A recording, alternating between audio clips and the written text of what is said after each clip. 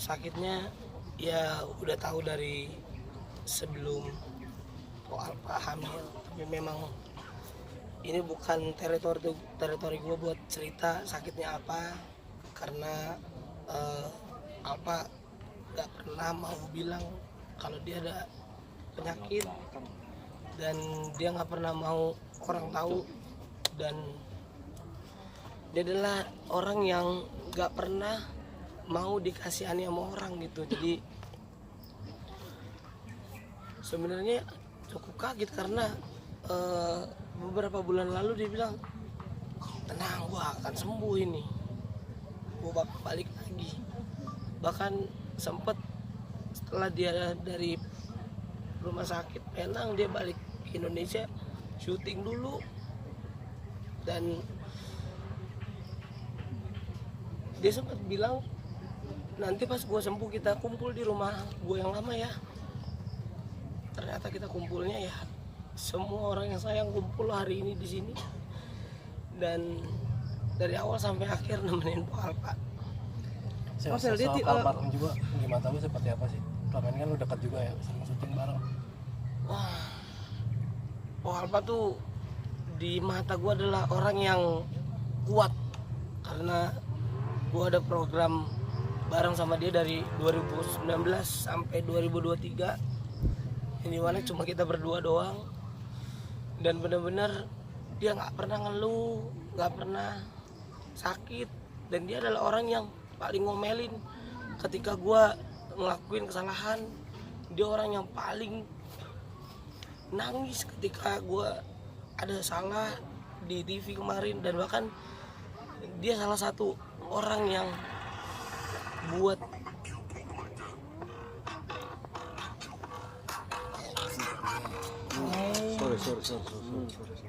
Oke. ya, bahkan dia adalah salah satu orang yang ngingetin gue untuk berubah gitu. Dia bilang pokoknya lo harus berubah buat keluarga, buat anak, buat diri lu, dan buat gue. Dan ya kita tahu, bahkan sampai hari ini pun banyak banget kakak-kakak senior di entertain baru tahu dia sakit gitu. Dan Alpa tuh menurut gua wanita yang kuat banget sih. Sepanjang syuting benarkah almarhum nggak pernah mengeluh, selalu profesional depan TV? Sama sekali nggak pernah ngeluh, karena kita berdua punya slogan mengeluh itu nggak ada gunanya, karena ngeluh nggak ada duitnya. Jadi itu selalu yang selalu kita gaungkan gitu, maksudnya kita berdua selalu ngomong kayak gitu. Dan dia tuh benar-benar seprofesional itu. Ketika kamera lagi off,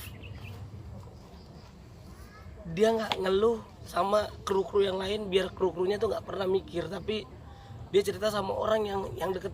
Ya termasuk gue adalah orang yang beruntung gitu. Sebelum kamera on, dia bilang, aduh ya ampun gue sakit nih, gue bisa nggak ya, saya lu tolongin gue ya, gue takut gue nggak bisa lucu nih, gue takut gue nggak bisa happy nih. Iya po, tenang. Pas on cam dia lebih happy dan lebih lucu daripada gue, dan itu yang selalu dia kasih gitu.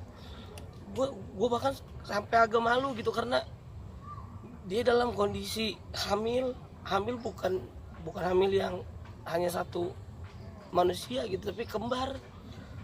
Di dalam itu dia juga sakit juga, banyak juga masalah yang lain-lain. Dan di saat dia mengandung anaknya yang terakhir ini, yang si kembar, dia juga lagi menjalani pengobatan biar bisa sembuh. Jadi gue nggak bisa ngebayangin gimana caranya dia menghibur di saat dia menderita gitu, karena kita sebagai penghibur kan kita bingung gitu ya, kita ngiburin orang tapi yang ngibur kita tuh siapa gitu. Tapi menurut gue Alpa adalah satu-satunya mungkin yang gue kenal dan yang gue tahu dan yang gue deket, seorang penghibur yang nggak pernah mengeluh, dan dia bisa menghibur di tengah derita yang dia sakit.